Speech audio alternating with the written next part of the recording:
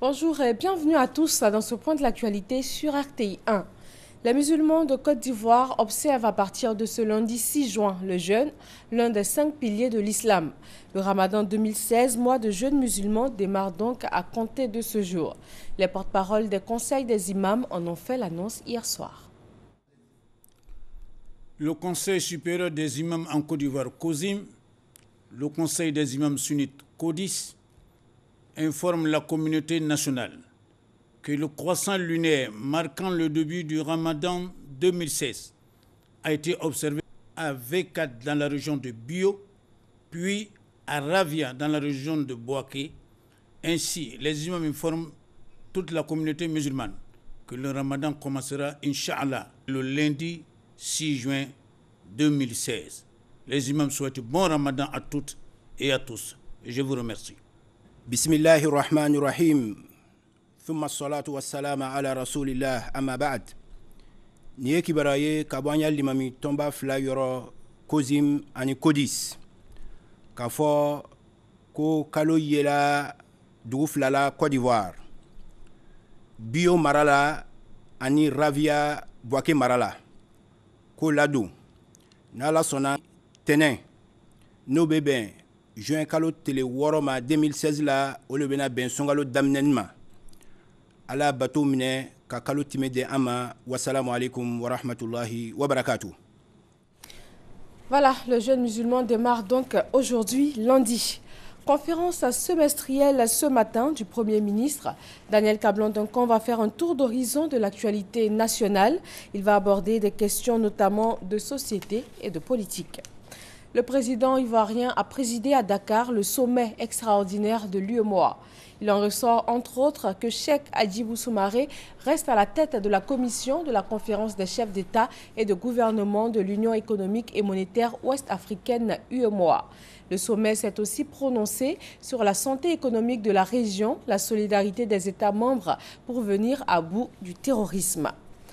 Depuis plusieurs mois, Isaac Zida, ex-premier ministre du Burkina Faso, est au Canada et n'est toujours pas rentré malgré la fin de son autorisation d'absence.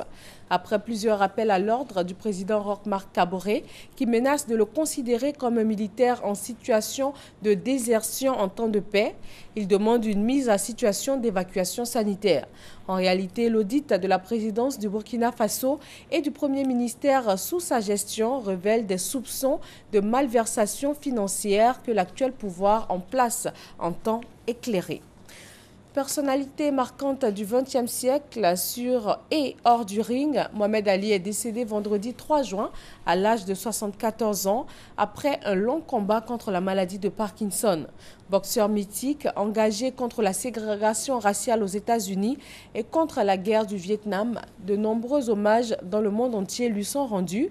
Il est admiré en Afrique, particulièrement en République démocratique du Congo, où il avait livré l'un des combats les plus célèbres. Au moins 30 militaires nigériens et 2 soldats nigérians ont été tués, 67 militaires des 2 camps blessés. Bilan d'une attaque massive lancée par Boko Haram à Bosso, une localité du Niger proche de la frontière avec le Nigeria. Ce sont des centaines d'assaillants du groupe terroriste Boko Haram qui ont attaqué le poste militaire de reconnaissance de Bosso, selon un communiqué du ministère nigérien de la Défense. Plus de 100 corps ont été rejetés ces derniers jours sur les côtes de l'ouest de la Libye. Selon le Croissant Rouge libyen, les 3/4 de ces naufragés sont des femmes. Et les naufrages risquent de se poursuivre dans les semaines à venir. L'Organisation pour les migrations internationales a constaté qu'en 12 jours, du 19 mai au 1er juin, plus de 1000 personnes ont perdu la vie ou sont portées disparues en Méditerranée. Second tour de l'élection présidentielle au Pérou, le candidat du centre droit, Pedro Pablo Kuczynski, devance d'une courte tête Keiko Fujimori, la fille de l'ex-chef d'État Alberto Fujimori, emprisonnée pour crimes contre l'humanité, selon les premiers résultats officiels tombés ce lundi matin. Après dépouillement de 36% des bulletins de vote, l'ancien économiste de la Banque mondiale recueille 50,58% des voix contre 49,42% pour sa rivale. Voilà, merci de nous suivre sur RTI 1. Bon début de semaine et excellent mois de Ramadan à tous les musulmans.